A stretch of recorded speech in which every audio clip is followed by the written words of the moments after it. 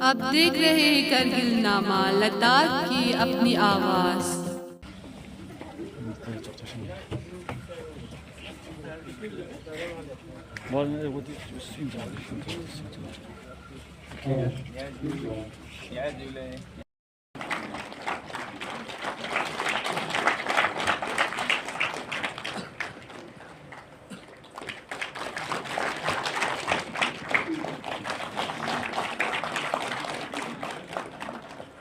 सलाम कारगिल के नौजवान तबके को, सलाम कारगिल के मुस्तकबिल को।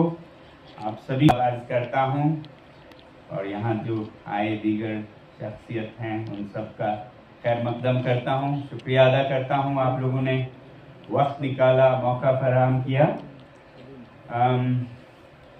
पहले मैं ये बता दूं मैं क्यों आया कारगिल, क्योंकि बहुत लोग सोच में हैं, कयासारियाँ भी हैं।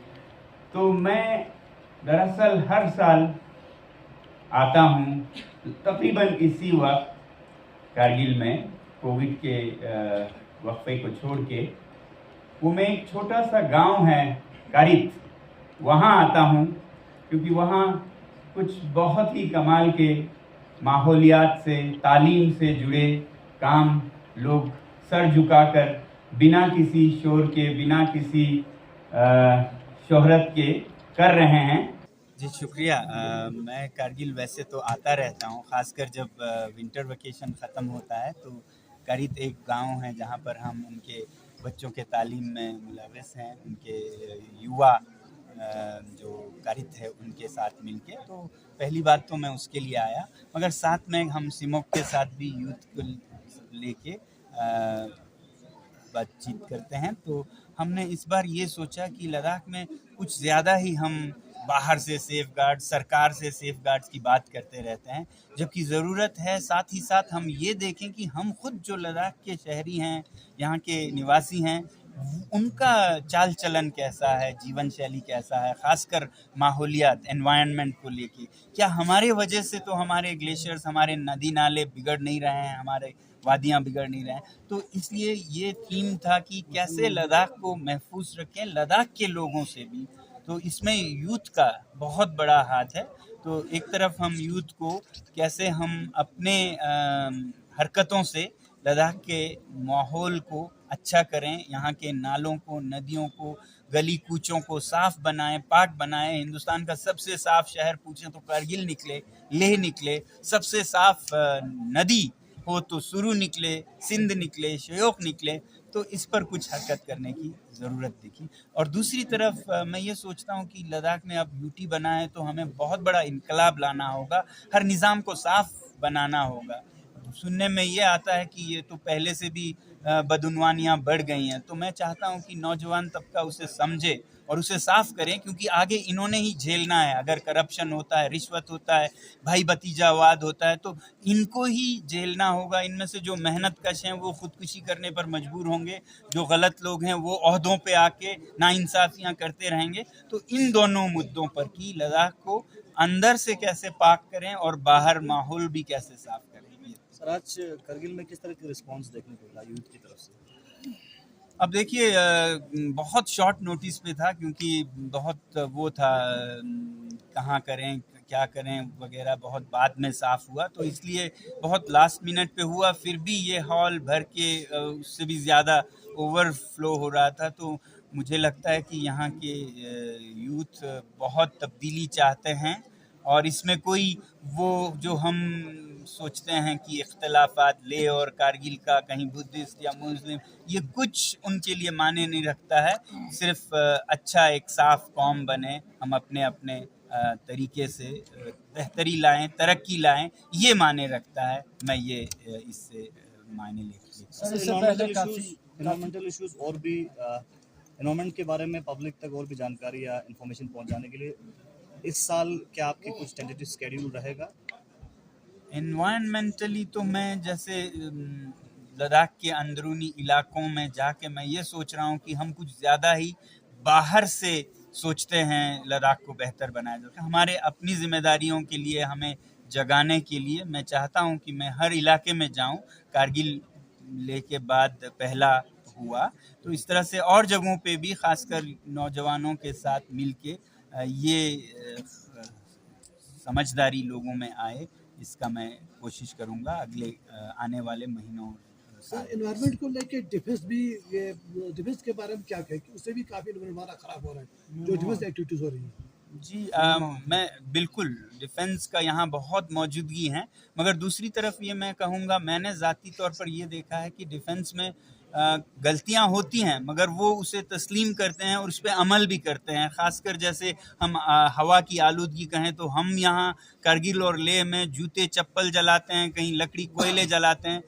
ये जो इंडियन आर्मी है वो पूरे सोलर हीटेड शेल्टर्स की तरफ कदम बढ़ रहा है। कहीं उनसे गंदगी भी फैलती है मगर आप उनके नोटिस में लाएं तो वो उसे बहुत जल्द ही ठीक करते हैं, तो ये अच्छी बात है।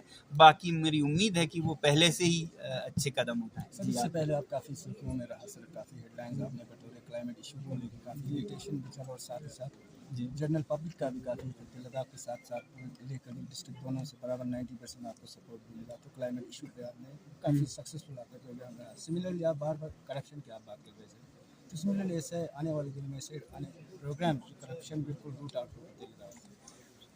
मैं करप्शन की बात हमेशा करता रहा हूँ, ट्रांसपेरेंसी की। जैसे आज यहाँ कह रहा था कि दुनिया के सबसे तरक्की याफ्ता 10 कौम मुल्क देखेंगे तो वही मुल्क सबसे साफ पाक बिना करप्शन के क्लीनेस्ट भी हैं। हाँ, तो ये तरक्की ट्रांसपेरेंसी से, साफ सफाई से आती है, जहाँ पर ईमानदारी हो। तो कारगिल में तो इलेक्शंस आने वाले हैं, तो इसलिए मैं खास कर ज़रूरी समझता था, क्योंकि अभी मैं कह रहा था कि बहुत ज़रूरी है वोटर एजुकेशन की। ये सारे बदउनवानियों का जड़, करप्शन का जड़ हम हो जाते हैं, शहरी, ना कि कोई नेता, ना कोई ब्यूरोक्रेट। क्योंकि हम गलत लोगों को चुन के बेचते हैं, क्योंकि किसी ने 500 रुपये दिए, किसी ने 1000 रुपये दिए, खाना खिला दिया, शराब का बोतल दे दिया। हम अपना वोट जब बेचते हैं तो फिर मुस्तकबिल भी उनको ही बेच देते हैं। आगे जाके वो ऐसे ही काम करते हैं जिससे कि वो पैसा चुकाएं जो उन्होंने किसी ठेकेदार से, किसी क्या कहते हैं, कंपनी से, किसी उससे लिया हो इलेक्शन के लिए। तो अगर हम ये सब बदउनवानियां बंद करें तो हमारे लीडर्स को पैसे वालों के पीछे जाना नहीं पड़ेगा कि मुझे ये बांटना है, आप मुझे दो, क्योंकि फिर 5 साल उनकी गुलामी करना पड़ता है उन्हें। तो ये एजुकेशन कारगिल में इलेक्शन से पहले आने की बहुत ज़रूरत है, और अगले साल भी इलेक्शन है। ये दौर है जबकि लोगों को, शहरियों को इल्म देने की ज़रूरत है कि वो कैसे नेता को चुने, वरना आप ही हो जाते हैं वो गुनहगार जिसके वजह से पूरा निज़ाम गुनहगार बन जाता है। तो मैं तो नहीं ये सोचता कि मैं खुद ही ये करता रहूँगा, मगर मेरी उम्मीद है कि मुझसे भी ज़्यादा समझदार लोग यहाँ कारगिल में हैं। सब लोग मिलके कहेंगे कि अगले आने वाले इलेक्शंस में, चुनाव में, हम उसको वोट देंगे जो सबसे काबिल होगा और जो सबसे साफ होगा। सर एनवायरमेंटल इश्यूज पे सेमिनार्स, वर्कशॉप्स और जनरल पब्लिक को अवेयरनेस लगातार पिछले कई सालों से हमें देखने को मिल रहा है, नेशनल लेवल पे, इंटरनेशनल लेवल पे, लेकिन प्रैक्टिकलिटी बहुत कम नज़र आता है। तो इसको लेकर आपकी क्या सोच विचार है? जी बहुत बदल रहा है। पहले किसी भी हरकत के लिए पहले आपका जहन में इल्म होना ज़रूरी है, तो थोड़ा सा जेस्टेशन पीरियड रहता है, मगर मैं काफ़ी जगहों पे देखता हूँ कि लोग अपने ज़िंदगी के अमल को बदल रहे हैं। कुछ लोग कह रहे हैं कि मेरे पास गाड़ी है मगर मैं रोज़ दफ्तर गाड़ी में नहीं जाऊँगी या नहीं जाऊँगा, पैदल चलूँगी या बस में जाऊँगी। मैं बल्कि कारगिल में तो मैं बहुत इसकी बात की तारीफ़ करता हूँ कि यहाँ पर पब्लिक ट्रांसपोर्ट बहुत अच्छे हालत में है। लेह में ऐसा नहीं है, वहाँ तो बसें मरने के कागार पर हैं। यहाँ अभी भी लोग बसों में चलते हैं, जिनके पास गाड़ियाँ हैं वो शहर में रखते हैं अपने गाड़ी को और गांव बस में जाते हैं। तो ये इस तरह के अमल बहुत ज़रूरी हैं, और ये मिसालें लेह में और बाहर भी ले जाने की ज़रूरत है। तो इस तरह से कई जगहों पे बहुत अच्छे अमल भी दिखते हैं। हाँ, जितना ज़रूरत है बदलाव की उतना नहीं है, इस पर हम सबको काम करने की ज़रूरत है। Thank you sir. हमारे चैनल को सब्सक्राइब, लाइक, कमेंट, शेयर करना न भूलें।